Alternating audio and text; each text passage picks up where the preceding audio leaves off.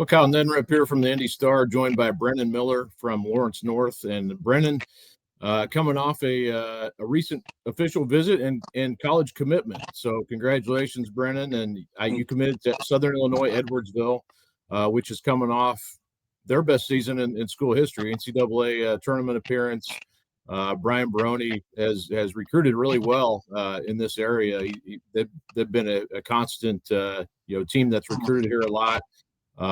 And obviously he's had recent success there, but just kind of take us through the process, Brennan. What led to your decision? What did you like about SIUE? Well, that's my decision mostly because saying you don't want to go somewhere that you like, but somewhere that you love.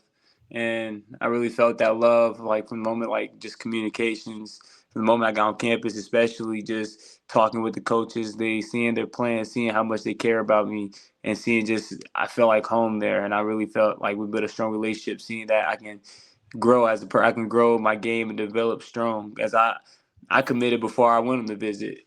And I told them, but then going to visit and just seeing everything just clarified that. Tell me about the recruiting process for you. I'll say too. Brennan averaged 13 points, 7.6 rebounds, 2.3 assists, and 1.7 steals as a junior. Shot over 35% from the 3-point line. Junior all-star. But take us through a little bit. I know you had some early interest from a lot of different schools. And then I know you had some visits set up, but how did it kind of transpire for you, the whole recruiting process? I mean, recruiting process, some ups and some downs, then just staying patient for making sure that you're making the best decision. And so when we set the visits up, we knew it was going to be a good decision. So that was actually my first time, even like my first ever official visit, my first time putting on a college jersey. So that was pretty cool. So then just the recruiting process, I learned one thing, just to stay patient, and you're going to go where you fit in. You're going to go where you need to go. What did they tell you about, position wise, what did they like about you? How did they kind of see you fitting into their program next year? So they showed me, fitting in mostly just to make you doing everything from the 2 through the 4. And even like the plan I'm fitting into how they already play, they felt like the game my game, like it represents them too, and I'll fit in pretty well. And like the way like I work hard, and one thing that they like that a lot of people don't, a lot of people take notice on, but a lot of players don't really understand is this rebounding. They really love the effort of rebounding and doing other things besides scoring, setting yourself apart. So when they showed me the plan, I really was like, yeah, that's where I want to be. I talked to Noah Smith and Baron Walker about their commitments. I'm struck. Having covered this stuff a long time. The amount of offers that used to go out compared to now, it's pretty dramatic with the portal being in place now. How do you think that? I know you don't know any different. It's just your own recruiting, but how do you think maybe that affected you, or did you feel that at all through your process? I mean, you can definitely feel it because you can tell a lot of college coaches, it's a risk taking a high school kid. So you definitely feel that. But then the ones that said, no, I'm still committed to the high school and I'm still committed to development, those is where you want to be, to where those coaches are going to give you opportunity to showcase your game and really take the time to develop you and really show that interest in you. So, although I feel like it hit everybody a lot, but knowing the ones that really say, okay, I'm going to still stay committed to you because I really feel that you can help this program. So that's one big thing for me. Do you hear it all when you're talking to schools recruiting you, like, hey, come here and prove yourself and maybe you can move up? Is there any of that you hear as you go through it? Well, not more so like that you hear it like that, but they'll say like there's different, they'll use different examples of guys of how they came here and they got their numbers and they got their things and they were able to move up to a better opportunity for it. But especially the school at SIUE, like a lot of their guys stay. Like, I think they have 9 returning players. They have like 9 seniors on the team. A lot. Wow. The leading scorer, I think last year, OVC Player of the Year, he decided to come back that year and help lead them to the tournament. So it was something crazy about that program. But a lot of coaches, they do explain that to you to try to just get you to go to their school, because they say also like, they want you to stay, but then they also provide that if you come here and get the opportunity and you showcase yourself, then there is a higher chance for you moving up too. Well, and then, what does that say about SIUE that they have all those players coming back? I mean, because that's pretty rare at their level to have that kind of continuity. I mean, what's that tell you about them? It speaks on their culture. Like one thing I really like about their culture is their saying is put family into basketball, as well as find a way. So find a way to win, find a way to do the little things, find a way to do everything, but also like the putting your family into basketball. And I feel like you can really see that even hanging out with the guys. You can see they're all family. You can see that they all care about each other. You like when you got guys come back, that's a great culture that you have with the coaches and with the staff, and that with everyone around you is great energy. I have well, I'm going to hold off on that. I got a question for you. I was going to ask you, but I'm going to hold off a minute. But as you go through your high school career, you had, you played as a freshman. You got a chance to, to get out there, and you're a really good 3-point shooter almost immediately. That kind of stuck out. But then, your role changed some. You kind of go inside outside. You've kind of been in that role now for the last couple of years. What do you see as a senior? Your role as a high school player is going to be? My role this year is like it's hard to even say, but just doing a lot, just being able to affect the game at all three levels, but as well as taking that time to really lead even the younger teammates and younger classmen to build them up with us. Because although we experienced a lot of success, we still got to bring these guys up so that we can go further than where we went before. So that's the thing. We got, especially at the next level, you got to know your role, be a star at your role, embrace your role. That's one thing I feel like I've been doing a good job at coming up from my high school, knowing the role, embracing it. And so now as you see senior year jump, it's going to be a bigger role, but I feel like the work that I put in, and by me competing with all my other guys ahead, like in our school or ahead, prepare me for this role I'm able to take now. You guys, I based on what you had coming back, I kind of had you in the preseason, one of the top teams. I think you still will be, but you lost. You obviously Stink graduated going to Butler, but then you lose Kai McGrew and Jamar Thomas transfer out. But you still have a good group there. I know with Cam and Duke and yourself. How do you kind of look at this team this year? You missing some big pieces, obviously. But how do you feel like you guys kind of stack up going into the year? I know it's only September, but a couple of months away. Yeah, we still stack up good. Like, although, it sucks to lose guys, but I feel like we could really take the time now to fully be locked in and disciplined. That now now we can't rely on certain people. So now it's time for other people to step up. Like that saying, next man up. Now we got to be ready to take on a larger role. We got to be ready to lead. We got to be ready to fully be committed to each other, because our saying is like teams don't win championships, families do. So the more we begin to bond, the more we begin to build each other, the more we can begin to strengthen each other. We're only as strong as our weakest link. So the more we begin to continue to strengthen each other and help each other, I feel like we're still going to be a top team. You've always struck me as a guy who has no problem saying what needs to be said, or you're comfortable talking. At least to me, it seems like you're a guy who seems it seems like you do that pretty easily. Has that always been you feel like that's been a strength of yours, even coming into high school? I say it's kind of been a strength, just talking, But when I begin to talk about just things I care about, especially basketball, it's just easy to talk about because this game you work so hard for. You see a lot of guys, you watch it a lot, so it just comes natural for real. Yeah. Is that easier now that you're a senior? You've kind of been around. Is the leadership part, something that you kind of just expect to do now? Yeah, that's always expected. Even from young freshmen, always expected. I was always a vocal leader, but now as a senior, like now you really gotta take time. You gotta vocally lead by example. You gotta do all the little things too, because now you got younger classmen watching you. So if you say something to them, but they see you not doing it, they're not gonna listen. But as you do all the little things, and we begin to correct them, begin to just give them advice, they begin to listen because they see you doing all the little things and they see all the success that you have for real. How would you explain playing at Lawrence North? Obviously it's a program that's got as much history as about any team or any program in the state. People still, we're not that far removed all that much from Greg Oden and Mike Conley, and even going back to Eric Montross and people like that. But playing in that gym, the Jack Kiefer gym, and everything. What's that like as a high school kid? Man, it's no better feeling.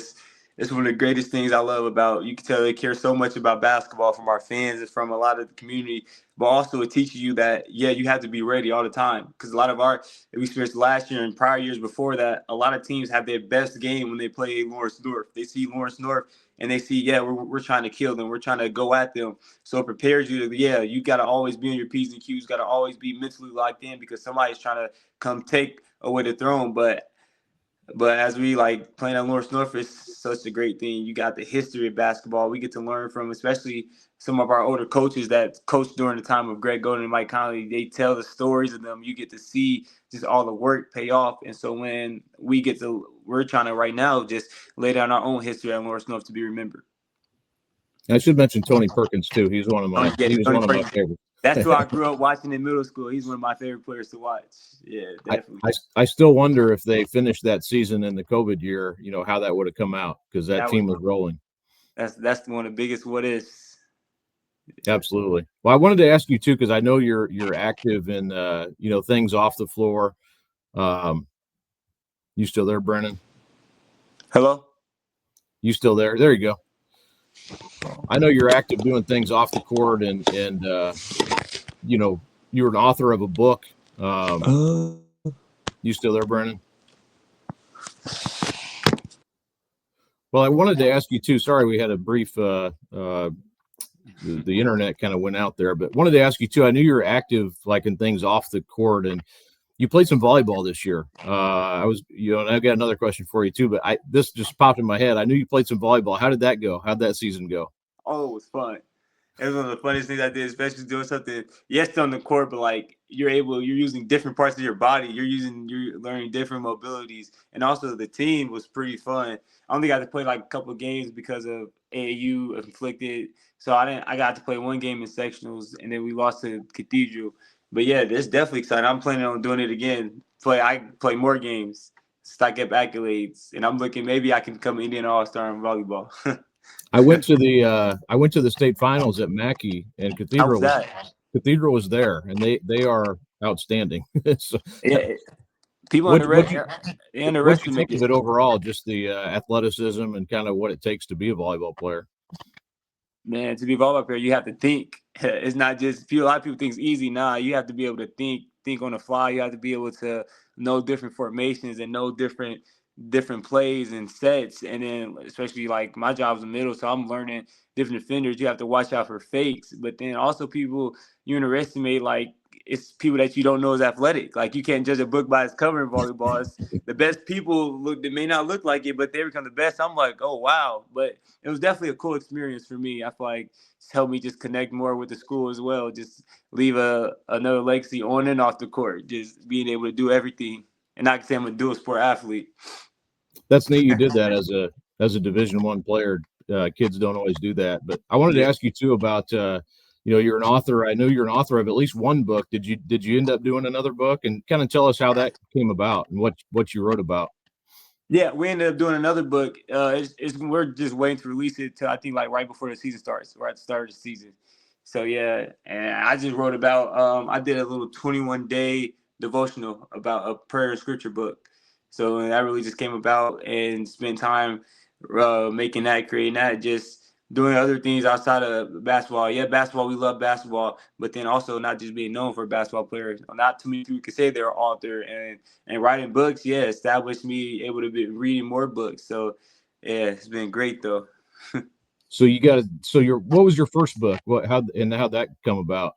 My first book was called 3 on B, about the 3 keys to success, just from a young age that really helped me, hardworking, Christ-centered, and just doing all those things to help me be successful, and also having confidence. And also, it's been such a great thing because you go to elementary schools or you see different kids that tell you, "Yeah, I bought your book. I really like it." And I'm like, "Yeah, that's just so crazy." I don't even know how to react to that. I remember being that kid, just looking up to people, and then seeing kids come up to me saying they got my book and they like it. It's just something that I want to keep doing. That's awesome. Your second book, you'll be one ahead of me. Then I've only done one. You've got two. So you're already ahead of me as a high school kid. So got to get 3 for 3. I'm jealous. Well, thanks a lot, Brennan. I appreciate you popping on here. Congrats on your college commitment to SIUE. and best of luck. I'm sure I'll see you. Are you playing any this fall, or what are you doing? I may play a little bit this fall, but I don't really know. For real, I don't really know. But yeah, definitely look forward to seeing you and continue to just finish this last year strong. Absolutely. Well, thanks so much, Brennan. Appreciate you doing this. Appreciate you. Have a nice one. You too. Well, thanks again, Brennan Miller, for coming on here with me. He's a really hopefully that comes through there too. He's a really neat kid to talk to, and just an easy interview. And there are a lot of those out there. Some really fun high school kids I've been able to interview over the years. Brennan's certainly at the one of the best as far as just easy guy to like, easy guy to just to talk with, even when you're not doing an interview. I've had a lot like that over the years. I always remember talking to PJ Thompson and Bryant McIntosh. It was after the state, or after the Indian All-Star. We were at the Indian All-Star at Marion, where they stay, and just talking to those two guys. I wasn't even interviewing them anymore, but we probably stood out talking about high school basketball for 30 minutes outside Marion, just and different things. But and then in my mind, I'm leaving there thinking, like, those two guys talk like college coaches. Well, here we are, 11 years later, and they're both, doing so well at their alma maters. PJ at Purdue, of course, and Bryant at Northwestern, and both of them out on the recruiting trail a lot in state and in other places. And I definitely could see them both, being head coaches, whether it's at their alma maters or somewhere else. But anyway, Brennan, certainly I think, it's cool he's going to SIUE. They are a team that has really performed well here recently. Like I said, Brian Baroni's been he's been there for a while now, and has really got them going. Last year they won, I believe, 22 games for the season. They're a school that's it's kind of known as like a commuter school, but it's in the Ohio Valley Conference. And he's obviously done a great job there, building that program up and getting them to the NCAA tournament. Because they, haven't always been a, Division I, program, so they've kind of made that jump and have done well with it. So pretty cool and good for him. I think that, the continuity you talked about, all those seniors coming back, that kind of speaks to, what he's done there. If kids want to come back, because obviously they're going to have options to go to different places, based on NIL and things like that, the portal anymore. Miller, not the only commitment in the area. Justin Curry also committed. He committed to Valparaiso on Sunday as well, the same day. Curry was, a junior all-star, a core junior all-star, who averaged 15.6 points, 5.9 rebounds, 1.8 assists, 1.8 steals. I think very highly of Justin too. He's a great get for Valpo. Kid can really score. I had him ranked as number 3 in the 2026 class, behind only Ertl and Luke Ertl, who's going to Purdue from Mount Vernon, and Plainfield's Noah Smith, who is going to DePaul. So I'm high on him. Baron Walker has committed also. He went to Butler from Curry's Noblesville team as well. So they got 2 Division I commits in that senior class, that 26 class. So Noblesville should, as we know, we've been following those 2 for a while, very good players who will be back this coming season. So in that, also in the class, you have Dikembe Shaw from Crown Point, committed to Illinois Chicago last month. Ben Davis's Jay-Sean Ladd committed to Akron.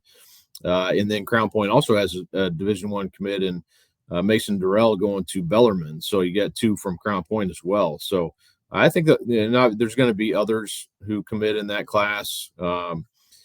It might be after the season, or farther along towards the beginning of the season.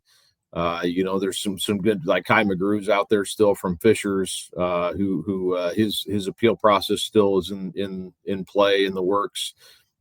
Terrence Hayes, I know he's planning to visit Missouri State. I think that's actually this coming weekend, official visit. So he's a very good point guard, has a lot of mid-major offers. Mentioned Baron Walker. Evan Harrell's another one from Carmel. I think he's going to be a guy that ends up playing D1 for sure. Dane Caldwell from Silver Creek. I know Drew Hafner has picked up some recent offers. Kaysen Dager from Silver Creek. So you go down the list. There's Julian Smith at Cathedral. So there'll be others in that class. I don't think that's a bad class at all. The 26 class, I think it's probably better than people thought it would be. Reggie Hinton up from Gary Westside is another one. So there's quite a few in that class. I think that'll end up getting a chance to play Division I, or maybe have to play their way up with the portal situation. So, but we'll see. I mean, that's there's still some time here. Some people taking visits here as we get along into the fall, and see how things play out. But again, thanks to Brennan for joining me on here. Sorry for the brief technical snafu there, but paused it and got him back pretty quickly. So appreciate him hanging in there with me as well. But yeah, thanks. I'll have a lot more, obviously, basketball coverage coming up. That's been mostly football right now, but that's kind of the place we're in right now. But I'll have more basketball coverage throughout the fall as well, and into obviously once we get closer to November. So it'll be here before we know it. Football tends to I don't know why this is, but even with once a week, it really seems to fly by. Once it gets started, it's like we're on the fast track to